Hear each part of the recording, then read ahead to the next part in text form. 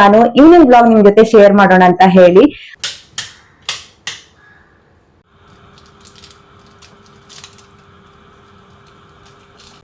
So coffee ready. ಇನ್ನು ಈ ಕಡೆ ಬಂದರೆ ಸಿಂಕ್ ಕೂಡ ಖಾಲಿಯಾಗಿದೆ. ಇವಾಗ ಮಸಾಲಕ್ಕೆ ರೆಡಿ ಮಾಡ್ಕೊಳ್ತಾ ಇದ್ದೀನಿ. ಇದೊಂದು ಟಿಪ್ ಹೇಳಲೇಬೇಕು. ಹಾಯ್ ನಮಸ್ತೆ, welcome back to our YouTube channel. So ಇವತ್ತು ನಾನು ಈವ್ನಿಂಗ್ ಬ್ಲಾಗ್ ನಿಮ್ ಜೊತೆ ಶೇರ್ ಮಾಡೋಣ ಅಂತ ಹೇಳಿ ಸೊ ಈವ್ನಿಂಗ್ ಈಗ ಬ್ಲಾಗ್ ಮಾಡ್ತಾ ಇದ್ದೀನಿ. ಇವಾಗ ಟೈಮ್ ಬಂದು 4:15 ಆಗಿದೆ. 4:15ಗೆ ಅದ್ವಿನ್ಗೆ ಒಂದು ಕ್ಲಾಸ್ ಇತ್ತು, ಅಬಾಕಸ್ ಕ್ಲಾಸು. ಅದ್ವಿನ್ ಅಂದ್ರೆ ನನ್ನ ಮಗ, ಅವನಿಗೆ 8 ವರ್ಷ. ಇಲ್ಲೇ ಇದ್ದಾನೆ, ಇವಾಗಷ್ಟೇ ಸ್ಕೂಲ್ ಮುಗಿಸಿ ಬಂದ. ಈ ಕಡೆ ಬಾ. ಸೊ ಇವಾಗಷ್ಟೇ ಸ್ಕೂಲ್ ಮುಗಿಸಿ ಬಂದ. ಇವಾಗ ಅವನಿಗೆ ವೀಕ್ಲಿ 2 ಡೇಸ್ ಅಬಾಕಸ್ ಕ್ಲಾಸ್ ಇರುತ್ತೆ. ಇಲ್ಲೇ ನಿಯರ್ ಬೈ ಒಂದು ತೋರಿಸ್ತೀನಿ ಇವಾಗ ಎಲ್ಲಿ ಅಂತ ಹೇಳಿ. ಅಲ್ಲಿಗೆ ಹೋಗ್ಬೇಕು ಇವಾಗ. ಹಾಗೆ ಆರ್ನ ಮಲ್ಗಿದ್ಲು, ಅವಳು ಬರೋದ್ರೊಳಗೆ ಅಂದ್ರೆ ಅವಳು ಹೇಳೋದ್ರೊಳಗೆ ನಾನು ಇವನನ್ನ ಡ್ರಾಪ್ ಮಾಡಿ ಬರ್ತೀನಿ. ಒಂದು 5 ಮಿನಿಟ್ ಆಗತ್ತೆ. ಸೊ ಇವತ್ತಿನ ಸಾಯಂಕಾಲದ ತನಕ ನನ್ನ ರುಟೀನ್ ನಿಮ್ ಜೊತೆ ಶೇರ್ ಮಾಡ್ತೀನಿ.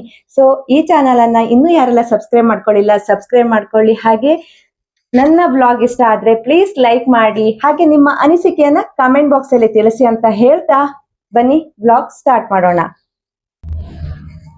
ಸೊ ಔಟ್ ಸೈಡ್ ವೆದರ್ ಈ ರೀತಿಯಾಗಿದೆ. ಅಲ್ಲಿ ಕಾಣಿಸ್ತಾ ಇದೆಯಲ್ಲ, ಅಲ್ಲಿ ಅಬಾಕಸ್ ಕ್ಲಾಸ್ ಇರೋದು. ನಾವು ಒಂದ್ ರೌಂಡ್ ಹಾಕಿ ಹೋಗ್ಬೇಕು.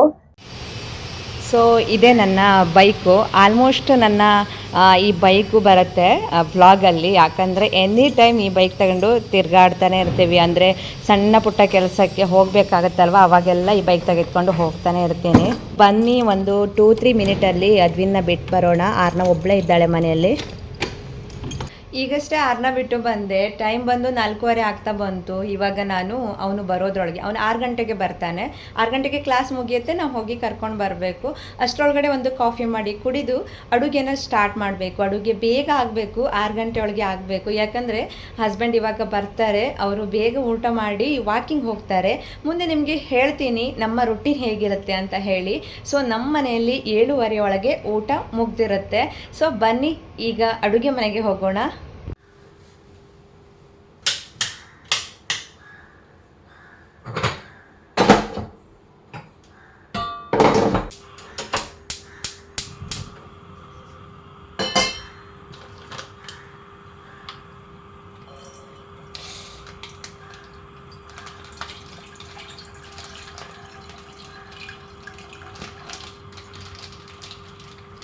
ಸೊ ಆ್ಯಕ್ಚುಲಿ ಈ ಹಾಲಿದೆಯಲ್ಲ, ಈ ರೀತಿಯಾಗಿ ಕಟ್ ಮಾಡಬೇಕು. ನಾನು ನೋಡಲೇ ಇಲ್ಲ, ಹೀಗೆ ಹಾಕ್ಬಿಟ್ಟಿದ್ನ, ಇಲ್ಲೆಲ್ಲ ಚೆಲ್ಲಿ ಹೋಯ್ತು. ಇವಾಗ ಕ್ಲೀನ್ ಮಾಡಿಕೊಂಡು ಕಾಫಿ ಮಾಡ್ತೀನಿ.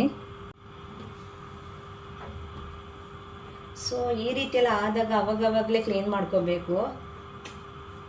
ಅಡುಗೆ ಮನೆಯಲ್ಲಿ ಬಂದಾಗ ನಾವು ಏನಾದರೂ ಒಂದು ಮೆಸ್ಸಪ್ ಮಾಡ್ತೀವ ಅಂತಾದರೆ ಅವಾಗವಾಗನೇ ಕ್ಲೀನ್ ಮಾಡಿಕೊಂಡ್ರೆ ಸೊ ನೀಟಾಗಿ ಕಾಣಿಸುತ್ತೆ, ಮತ್ತು ಕೆಲಸ ಕೂಡ ಕಡಿಮೆ ಆಗಿಬಿಡುತ್ತೆ.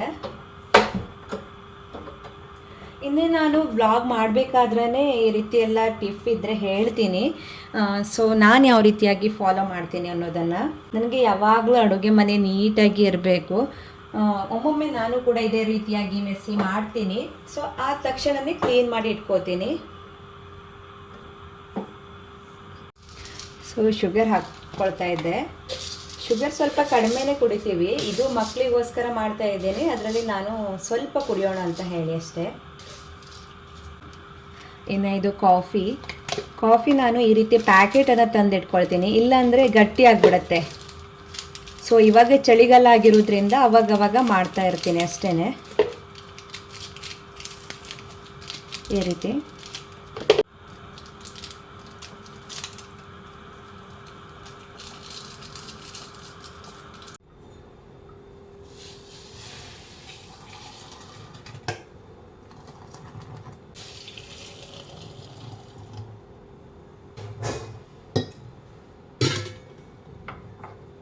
ಸೊ ಮಕ್ಕಳಿಗೆ ಅಲ್ಲಿ ಎತ್ತಿಟ್ಟಿದ್ದೀನಿ. ಇವಾಗ ಅರ್ಧ ಗಂಟೆಯಲ್ಲಿ ಎದ್ದು ಕುಡಿತಾರೆ. ಅಷ್ಟರೊಳಗೆ ಸ್ವಲ್ಪ ಬೆಚ್ಚಗಾಗ್ಬಿಡುತ್ತೆ. ಇನ್ನು ಬಿಸಿ ಬಿಸಿ coffee ready. So coffee ready. So ಕಾಫಿನ ಕುಡಿದು ಇವಾಗ ಬೇಗ ಸಾಯಂಕಾಲಕ್ಕೆ ಅಡುಗೆ ಕೂಡ ಮಾಡಬೇಕು. ಸೊ ಅಡುಗೆಗೆ ಪ್ರಿಪೇರ್ ಮಾಡಿಕೊಂಡು ನಿಮಗೆ ಮತ್ತೆ ಸಿಗ್ತೀನಿ. ಓಕೆ, ಬಾಯ್. ಸೊ ಬನ್ನಿ ಇವಾಗ ನಾನೆಲ್ಲ ಪ್ರಿಪ್ರೇಷನ್ ಮಾಡ್ಕೊಂಡಿದ್ದೆ. ಈ ಕಡೆ ಮೊದಲಿಗೆ ನಾನು ಚಪಾತಿ ಮಾಡಲಿಕ್ಕೆ ಚಪಾತಿ ಹಿಟ್ಟನ್ನು ಕಲಸಿಟ್ಕೊಂಡಿದ್ದೆ. ಹಾಗೆ ಸ್ವಲ್ಪ ರೈಸ್ ಮಾಡಿ ತಿಂತೀವಿ, ಚಪಾತಿ ರೈಸ್ ಎರಡೂ ಮಾಡ್ತೀನಿ ಸಾಯಂಕಾಲಕ್ಕೆ. ಹಾಗೆ ಸಾಂಬಾರು ಬಂದು ಇವತ್ತು ನಾನು ಅಲಸಂದೆ ಕೋಡು ಇದರ ಸಾಂಬಾರು ಮಾಡ್ಕೋತೀನಿ. ಹಾಗೆ ಪಲ್ಯ ಬಂದು ಮೆಂತ್ಯ ಸೊಪ್ಪಿನ ಪಲ್ಯ. ಇದನ್ನು ಪೇಪರಲ್ಲಿ ಕಟ್ಟಿಡೋದ್ರಿಂದ ಮೆಂತ್ಯ ಸೊಪ್ಪು ಫ್ರೆಶ್ ಆಗಿರುತ್ತೆ. ಇದು 3 ದಿನ ಆಗಿದೆ, ಆದರೂ ತುಂಬ ಚೆನ್ನಾಗಿತ್ತು. ಚೆನ್ನಾಗಿ ಇದನ್ನು ಆಗಿಬಿಟ್ಟು ಇಟ್ಟಿದ್ದೀನಿ. ಸಾರಿ, ಇದು ಬಂದು ಸಿಂಕಲ್ಲಿ ನೀರು ಬೀಳ್ತಾನೆ ಇರುತ್ತೆ, ಅಂದರೆ ಇಲ್ಲಿಂದ ನೀರು ತೆಗೆದಿದ್ದೆ ಇವಾಗ. ಹಾಗಾಗಿ ಇನ್ನು ನನ್ನ ಸಿಂಕ್ ಅಂತೂ ಕ್ಲೀನಾಗಿರುತ್ತೆ ಯಾವಾಗಲೂ, ಯಾಕಂದರೆ ಇಲ್ಲಿ ನಾನು ಟಬ್ ಇಟ್ಕೊಳ್ತೀನಲ್ವ, ಅವಾಗವಾಗ ಆಗಿರೋದನ್ನ ಬೇಗ ನಾನು ಕ್ಲೀನ್ ಮಾಡಿ ಇದರಲ್ಲಿ ಹಾಕ್ಕೊಳ್ತೀನಿ. ಈಸಿ ಆಗಿಬಿಡುತ್ತೆ, ಇದೊಂದು ಕೆಲಸ ಬಾಕಿ ಇರೋದಿಲ್ಲ. ಇನ್ನು ಇದು ನಾಳೆ ತಿಂಡಿಗೆ ಮೆಂತ್ಯ ದೋಸೆ ಮಾಡೋಣ ಅಂತ ಹೇಳಿ. ಇನ್ನು ಸಲಾಡ್ಗೆ ಸೌತೆಕಾಯಿ ಹಾಗೆ ನಾನಿಲ್ಲಿ ರೆಡಿ ಮಾಡ್ಕೊಂಡಿದ್ದೀನಿ. ಇವಾಗ ಪಟಾಪಟ್ ಅಂತ ಸಾಂಬಾರು ಮತ್ತು ಪಲ್ಯ ಮಾಡ್ಕೋತೀನಿ.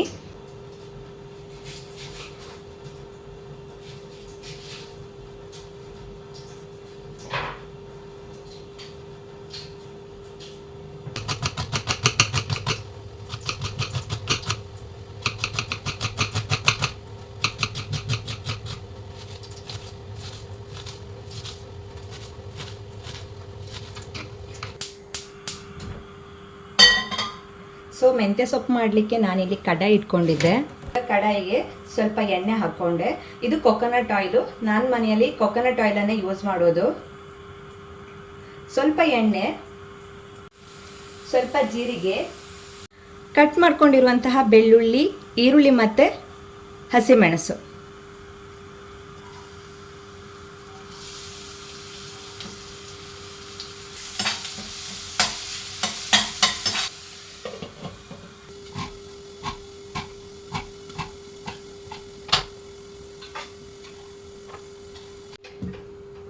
ಸೊ ಇವಾಗ ಇದನ್ನು ಕಟ್ ಮಾಡ್ಕೊಂಡು ಬಂದೆ.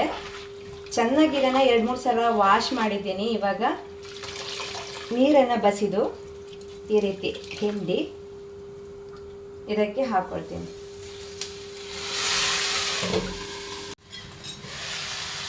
ಸೊ ಇವಾಗ ಚೆನ್ನಾಗಿ ಇದು ಡ್ರೈ ಆಗಬೇಕು. ಅಲ್ಲಿ ತನಕ ಸಣ್ಣ ಉರಿಯಲ್ಲಿ ಇದನ್ನು ಚೆನ್ನಾಗಿ ಬೇಯಿಸ್ಕೊಳ್ತೀನಿ. ಕೊನೆಗೆ ಉಪ್ಪು ಮತ್ತು ಅರಿಶಿನ ಹಾಕಿದರೆ ಪಲ್ಯ ರೆಡಿ ಆಗುತ್ತೆ. ತುಂಬ ಚೆನ್ನಾಗಿ ಟೇಸ್ಟಿಯಾಗಿ ಬರುತ್ತೆ ಈ ಮೆಂತ್ಯ ಸೊಪ್ಪು.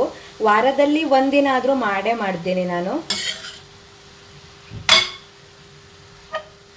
ಇಷ್ಟೊಂದು ಸೊಪ್ಪಿದೆ ನೋಡಿ. ಆಮೇಲೆ ಸ್ವಲ್ಪ ಸೊಪ್ಪಾಗುತ್ತೆ. ಇದನ್ನು ಸಣ್ಣ ಉರಿಯಲ್ಲಿ ನಾನು ಮುಚ್ಚಿಟ್ಟು ಸರಿಯಾಗಿ ಇದನ್ನು ಬೇಯಿಸ್ಕೊಳ್ತೀನಿ. ಇನ್ನೊಂದು ಕಡೆ ಇವಾಗ ನಾನು ಬೀನ್ಸ್ ಸಾಂಬಾರು ಮಾಡ್ಕೋತೀನಿ. ಸೊಪ್ಪುಗಳಿಗೆ ಉಪ್ಪನ್ನು ಸ್ವಲ್ಪನೇ ಹಾಕ್ಕೋಬೇಕು, ಯಾಕಂದರೆ ಅದು ಉಪ್ಪು ಜಾಸ್ತಿ ತಿಂದ್ಬಿಡುತ್ತೆ, ಆವಾಗ ಮತ್ತೆ ತಿನ್ಲಿಕ್ಕೆ ಆಗೋದೇ ಇಲ್ಲ. ಇನ್ನು ಯಾವಾಗಲೂ ಹಳದಿ ಮತ್ತು ಬೆಳ್ಳುಳ್ಳಿಯನ್ನು ಜಾಸ್ತಿ ಅಡುಗೆಯಲ್ಲಿ ಯೂಸ್ ಮಾಡ್ಕೋಬೇಕು. ಕಾಯಿಲೆಗಳ ಸಂಖ್ಯೆ ಜಾಸ್ತಿ ಆಗಿಬಿಟ್ಟಿದೆ. ಸೊ ಹಾಗಾಗಿ ಜಾಸ್ತಿಯಾಗಿ ಅಡುಗೆ ಮನೆಯಲ್ಲಿ ಇರುವಂತಹ ಆರೋಗ್ಯಕರ ವಸ್ತುವನ್ನು ಜಾಸ್ತಿಯಾಗಿ ಯೂಸ್ ಮಾಡಬೇಕಾಗಿದೆ. ಅದರಲ್ಲಿ ಬೆಳ್ಳುಳ್ಳಿ ಮತ್ತು ಅರಿಶಿನ ಕೂಡ. ಇವಾಗ ಇದನ್ನು ಆ ಕಡೆ ನಾನು ಸಣ್ಣ ಉರಿಯಲ್ಲಿ ಇಟ್ಬಿಡ್ತೀನಿ. ಈ ಕಡೆ ನಾನು ಬೀನ್ಸ್ ಪಲ್ಯ ಮಾಡ್ಕೋತೀನಿ, ಅಂದರೆ ಬೀನ್ಸ್ ಸಾಂಬಾರು ಮಾಡ್ಕೋತೀನಿ. ಅನ್ನ ತಿನ್ನಲಿಕ್ಕೆ ಸಾಂಬಾರು ಬೇಕು. ಸೊ ಹಾಗಾಗಿ ಇದಕ್ಕೂ ಕೂಡ ಸ್ವಲ್ಪ ತೆಂಗಿನ ಎಣ್ಣೆ ಹಾಕ್ಕೊಳ್ತಾ ಇದ್ದೀನಿ. ಹಾಗೆ ಈರುಳ್ಳಿ ಮತ್ತು ಟೊಮೆಟೊ, ಬೀನ್ಸ್ ಕೂಡ ಒಟ್ಟಿಗೆ ಹಾಕ್ಕೊಳ್ಬೇಕು.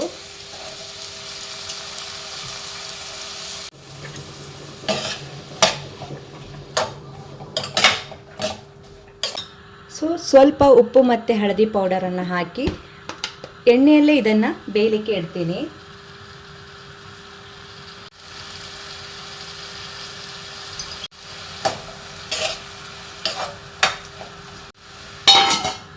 ಇದೊಂದು ಟಿಪ್ ಹೇಳಲೇಬೇಕು. ಇವಾಗ ಸೊಪ್ಪು ಆಗ್ತಾ ಇದೆ ಅಲ್ವಾ, ಎಲ್ಲಾದರೂ ನಾವು ಉಪ್ಪನ್ನು ಜಾಸ್ತಿ ಹಾಕಿದರೆ ಒಂದು ಟೊಮೆಟೊ ಹಣ್ಣನ್ನು ಚಿಕ್ಕದಾಗಿ ಕಟ್ ಮಾಡಿ ಹಾಕ್ಕೋಬೇಕು. ಇದನ್ನು ಸಣ್ಣ ಉರಿಯಲ್ಲಿ ಒಂದು 5ರಿಂದ 10 ನಿಮಿಷ ಡ್ರೈ ಆಗೋ ತನಕ ಬೇಯಿಸ್ಕೊಂಡ್ರೆ ಉಪ್ಪು ಎಲ್ಲ ಟೊಮೆಟೊ ಹೀರ್ಕೊಳ್ಳುತ್ತೆ. ಆವಾಗ ತುಂಬ ಟೇಸ್ಟಿಯಾಗಿ ಬರುತ್ತೆ. ಇನ್ನು ಟೊಮೆಟೊ ತಿನ್ನದಿದ್ದವರು ಆಪ್ಷನಲ್, ಹಾಕ್ದೇನೂ ಕೂಡ ಇರ್ಬೋದು. ಇವಾಗ ಮಸಾಲಕ್ಕೆ ರೆಡಿ ಮಾಡ್ಕೊಳ್ತಾ ಇದ್ದೀನಿ. ಕಾಯಿ ತುರಿ ಹಾಕ್ಕೊಳ್ತಾ ಇದ್ದೆ.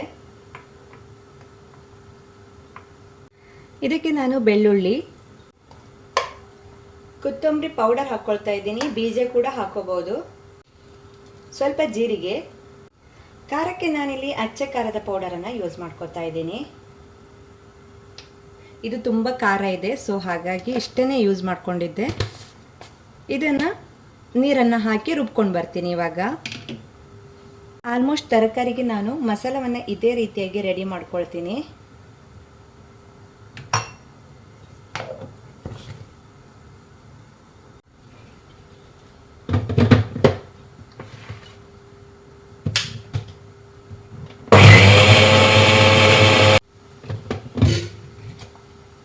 ಸೊ ಮಸಾಲೆ ರೆಡಿಯಾಗಿದೆ.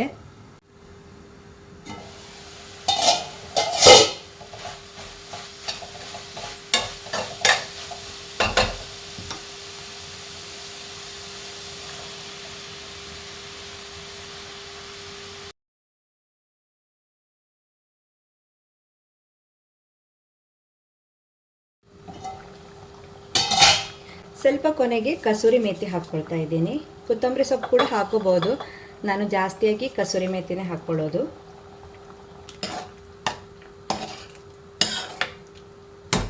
ಐದು ನಿಮಿಷ ಕುದಿಸಿದ್ರೆ ಸಾಂಬಾರು ಕೂಡ ರೆಡಿ. ಈ ಕಡೆ ಪಲ್ಯ ಕೂಡ ರೆಡಿ. ಇನ್ನು ಈ ಕಡೆ ಬಂದರೆ ಸಿಂಕ್ ಕೂಡ ಖಾಲಿಯಾಗಿದೆ. ನಾನು ಅವಾಗವಾಗಲೇ ಪಾತ್ರೆಗಳನ್ನು ವಾಶ್ ಮಾಡಿ ಒರೆಸಿಟ್ಕೊಳ್ತೀನಿ. ಆವಾಗ ಕೆಲಸ ತುಂಬ ಈಸಿ ಆಗಿಬಿಡುತ್ತೆ. ಸಾಂಬಾರು ಕೂಡ ಆಗ್ತಾ ಬಂತು. ಹಾಗೆ ಇನ್ನು ನಾಳೆ ಬೆಳಿಗ್ಗೆ ತಿಂಡಿಗೆ ಮೆಂತ್ಯ ಕಾಳನ್ನು ನೆನೆಸಿಟ್ಟಿದ್ದೆ, ಜೊತೆಗೆ ರೈಸ್ ಇದೆ. ಇದನ್ನು ಸ್ವಲ್ಪ ಅವಲಕ್ಕಿ ಹಾಕಿ ರುಬ್ಕೊಂಡು ಬೆಳಗಿನ ತಿಂಡಿಗೆ ರೆಡಿ ಮಾಡ್ಕೊಳ್ತೀನಿ. ಇನ್ನು ಬಿಸಿ ಬಿಸಿಯಾಗಿ ಚಪಾತಿ ಹಾಗೆ ಸಲಾಡ್ ಕಟ್ ಮಾಡಿಕೊಂಡ್ರೆ ನನ್ನ ಇವತ್ತಿನ ಅಡುಗೆ ಮನೆಯ ರೂಟೀನ್ ಮುಗ್ದೋಗುತ್ತೆ. ಸೊ ಮೆಂತ್ಯ ಹಿಟ್ಟನ್ನು ರುಬ್ಬಿಟ್ಟಾಯಿತು. ಇದು ಬೆಳಿಗ್ಗೆ ಹುಳಿ ಬರಬೇಕಲ್ವಾ, ಈ ಚಳಿಗಾಲದಲ್ಲಿ ಹುಳಿ ಬರೋದಿಲ್ಲ. ಅದಕ್ಕೆ ಒಂದು ಟಿಪ್ಪನ್ನು ಹೇಳ್ತೀನಿ. ಸ್ವಲ್ಪ ಉಪ್ಪನ್ನು ಇವಾಗಲೇ ಸೇರಿಸಿಡಬೇಕು. ಚೆನ್ನಾಗಿ ಇದನ್ನು ಕೈಯಿಂದನೇ ಮಿಕ್ಸ್ ಮಾಡಬೇಕು.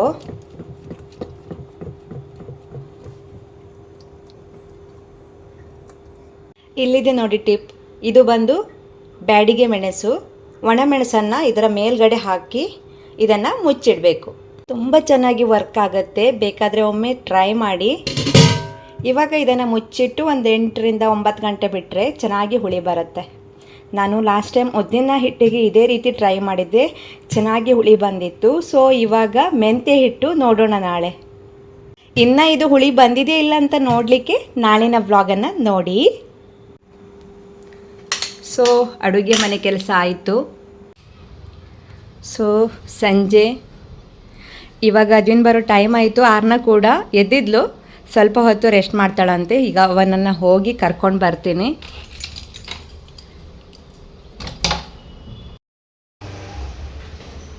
ಸೊ ಕ್ಲಾಸ್ ಆಯಿತು. ಇವಾಗ ಮನೆಗೆ ಹೋಗಿ ಚಪಾತಿ ಮಾಡಿ ಊಟ ಮಾಡೋದು.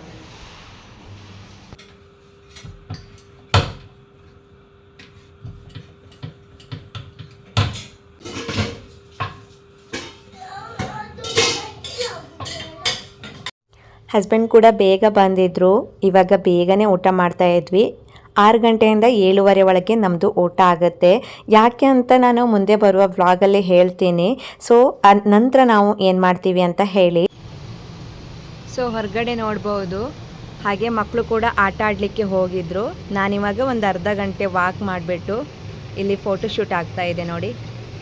ಹಾಗೆ ಅರ್ಧ ಗಂಟೆ ವಾಕ್ ಮಾಡಿಬಿಟ್ಟು ಮತ್ತೆ ಮನೆಗೆ ಬಂದು ಸ್ವಲ್ಪ ಹೊತ್ತು ಮಕ್ಕಳಿಗೆ ಎಕ್ಸಾಮ್ ಇತ್ತು, ಅಂದರೆ ಅದ್ವಿನ್ಗೆ ಎಕ್ಸಾಮ್ ಇತ್ತು. ಅವನಿಗೆ ಎಕ್ಸಾಮ್ಗೆ ಸ್ವಲ್ಪ ಓದಿಸ್ಬಿಟ್ಟು ನಾವು ಮಲಗಿಬಿಡ್ತೀವಿ. ಬೆಳಿಗ್ಗೆ ನಾವು ಬೇಗನೆ ಹೇಳ್ತೀವಿ.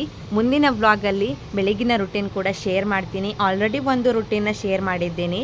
ಆವಾಗವಾಗ ಸ್ವಲ್ಪ ಚೇಂಜಸ್ ಇರುತ್ತೆ, ಅದನ್ನು ಕೂಡ ಶೇರ್ ಮಾಡ್ತೀನಿ. ಹಾಗೆ ಇವತ್ತಿನ ಈ ವ್ಲಾಗ್ ನಿಮಗೇನಾದರೂ ಇಷ್ಟವಾದರೆ ಪ್ಲೀಸ್ ಲೈಕ್ ಮಾಡಿ.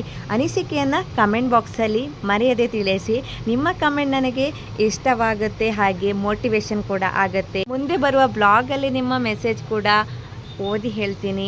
ದಯವಿಟ್ಟು ಮೆಸೇಜ್ ಮಾಡಿ ಅಂತ ಹೇಳ್ತಾ ವ್ಲಾಗನ್ನು ಇಲ್ಲಿಗೆ ಎಂಡ್ ಮಾಡ್ತೀನಿ. ಬಾಯ್ ಬಾಯ್, ಟೇಕ್ ಕೇರ್, ಗುಡ್ ನೈಟ್.